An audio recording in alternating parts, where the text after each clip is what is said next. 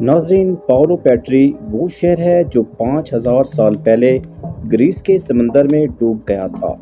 ये अकेला शहर नहीं जिस पर क्लाइमेट चेंज या ग्लोबल वार्मिंग का असर हुआ, बल्कि इस तरह के कई और शहर भी दुनिया में समंदर के अंदर मौजूद हैं। वक्त के गुजरते हमारे अर्थ की जियोग्राफी चेंज हो रही है। ग्लोबल वार्मिंग की वजह से ओशंस का पानी बढ़ रहा है और इस बात में कोई शक नहीं कि हर आने वाला साल पहले सालों से कई गुना ज़्यादा गर्म होता है।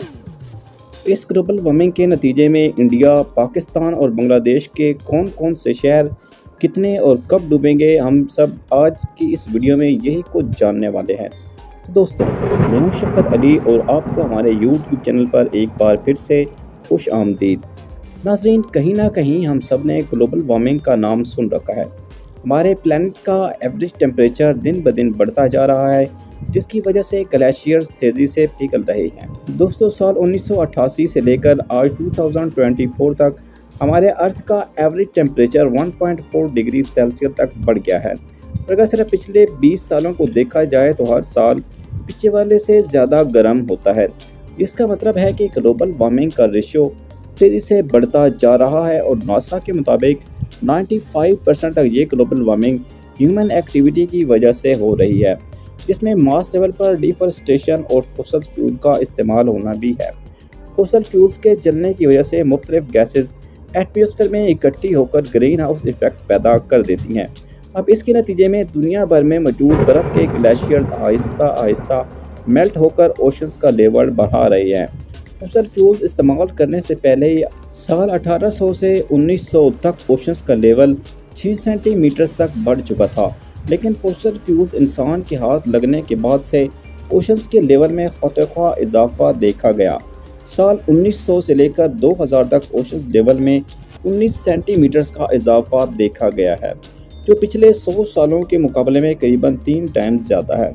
दोस्तों, नेशनल एटमॉस्फेरिक एडमिनिस्ट्रेशन का कहना है कि अगर इसी स्पीड से ग्लोबल वार्मिंग होती रही और ग्लेशियर्स मेल्ट होते रहे तो साल 2100 तक हमारे समंदरों का लेवल 2.5 मीटर्स तक बढ़ जाएगा और ये वाकई एक बहुत ही अलार्मिंग सिचुएशन है। यही साल 2100 तक वो कोस्टल सिटीज़ जो बिल्कुल समंदर के साथ लगी हुई हैं और जिनकी एलिवेशन भी सिर्फ 2.5 मीटर या इससे भी कम है, वो आधी से भी ज़्यादा समंदर के अंदर होंगी।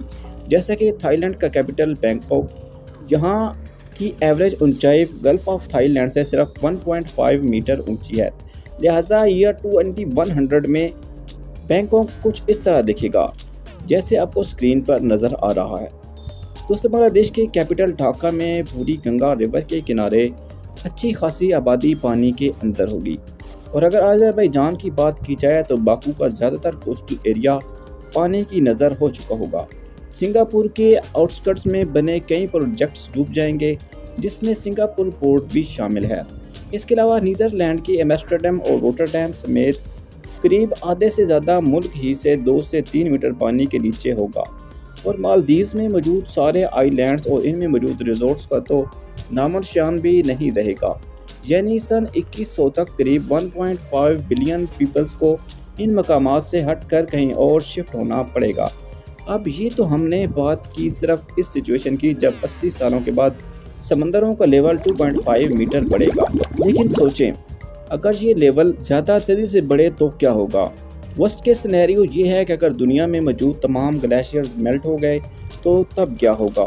एक एस्टीमेट के मुताबिक अगर मेल्टिंग रेट इसी स्पीड से चलता रहा तो 5000 सालों के बाद पूरा ग्रीनलैंड, आर्कटिक रीजन, आइसलैंड और तमाम ग्लेशियर्स मेल्ट हो जाएंगे और इनकी वजह से हमारे ओशंस का लेवल 70 मीटर तक बढ़ जाएगा। लेकिन ज़रूरी नहीं कि ये नौबत 5000 सालों के बाद ही आए। जिस तरह से इंसान दिन ब दिन नेचुरल रिसोर्सेज को तबाह करके आबो हवा को ख़राब कर रहा है, लगता ये है कि ये नौबत 2000 सालों में ही आ जाएगी। तो इस सिचुएशन में हमारा अर्थ कैसा दिखेगा, और सबसे बढ़कर ये कि हमारे सब कॉन्टिनेंट में इंडिया, पाकिस्तान और बांग्लादेश के कौन कौन से शहर अंडर वाटर सिटीज़ की दास्तान बनकर रह जाएंगे।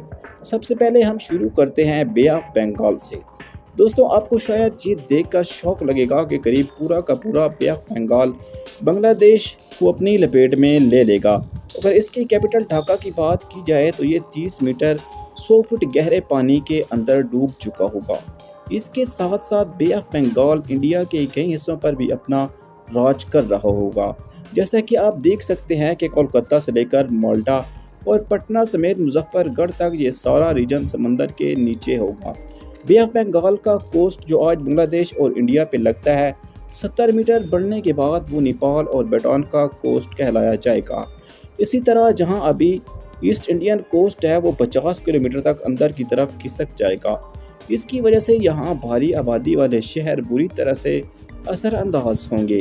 اگر ہم صرف چنئی کی بات کریں تو یہ پورا شہر 200 فٹ پانی کے اندر ہوگا۔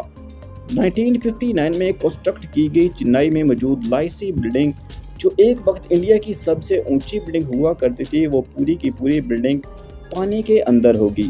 چنئی سے ہوتے ہوئے پانی کا لیول تمل ناڈو اور آندھرا پردیش کے بارڈر پر جا لگے گا۔ انڈیا کی ویسٹرن کوسٹ پہ نظر دوڑائی جائے تو 70 میٹرز بڑھنے کے بعد نارتھ اور ساؤتھ گوا کے تمام بیچ ریزورٹس غائب ہو جائیں گے۔ نہ ہی ممبئی بچے گا اور نہ ہی نیو ممبئی، کیونکہ یہ پورا ایریا آل دا وے گجرات کے بارڈر تک 54 میٹر یعنی 170 فٹ گہرے پانی کی نظر ہو چکا ہوگا۔ یعنی ممبئی کا لودا ٹرم ٹاور اگر تب تک بچ گیا ہوگا تو اس کے 15 فلور تک انڈین اوشن کا راج ہوگا۔ آگے بڑھ کر اگر گجرات کی بات کی جائے تو یقیناً آپ یہ جان کر حیران رہ جائیں گے کہ گجرات ایک آئی لینڈ بن چکا ہوگا۔ جیسا کہ آپ بھی دیکھ سکتے ہیں کہ 70 میٹرز بڑھنے کے بعد عربین سی کے پانی نے گجرات کو انڈیا سے الگ کر دیا ہے، اور اگر تب تک انسان کی نسل بچی تو احمد آباد شاید کوئی بیچ ریزورٹ میں کنورٹ ہو جائے گا، کیونکہ عربین سی کا بارڈر آگے بڑھ کر احمد آباد تک جا لگے گا۔ اب آ جاتے ہیں پاکستان پر۔ حیرت انگیز طور پر پاکستان کی پوری سندھ پرووینس سی عربین سی کی لپیٹ میں آ چکی ہوگی۔ کراچی سے لے کر حیدرآباد، نواب شاہ، سکر سے ہوتے ہوئے جیکب آباد تک 400 کلومیٹرز میں آنے والی تمام میجر سٹیز کئی 100 فٹ پانی کے اندر گمنام شہروں کی شکل اختیار کر لیں گی۔ آبادی کے حساب سے دنیا کا 7واں بڑا شہر کراچی 190 فٹ عربین سی کی گہرائی پر ہوگا۔ جو آج یہاں جانی مانی بلڈنگز اور سکائی اسکریپرز ہیں، وہ سمندر کے اندر موجود اس وقت کی انڈر واٹر ڈسکوریز میں شاید دکھائی جائیں گی۔ اس کے علاوہ پاکستان کے سادرن کوسٹ پہ موجود آج جو دنیا کا سب سے ڈیپیسٹ سی پوسٹ گوادر کے نام سے پہچانا جاتا ہے، وہ تب واقعی میں ڈیپ اوشن کی نظر ہو کر صرف ایک چھوٹے آئی لینڈ سے زیادہ نہیں بچ سکتا۔ دوستو، امید ہے ہماری یہ ویڈیو بھی آپ لوگ کو پسند آئے گی اور آپ بھرپور لائک اور شیئر کریں گے۔ آپ لوگوں کے کومنٹس کا بے حد انتظار رہے گا۔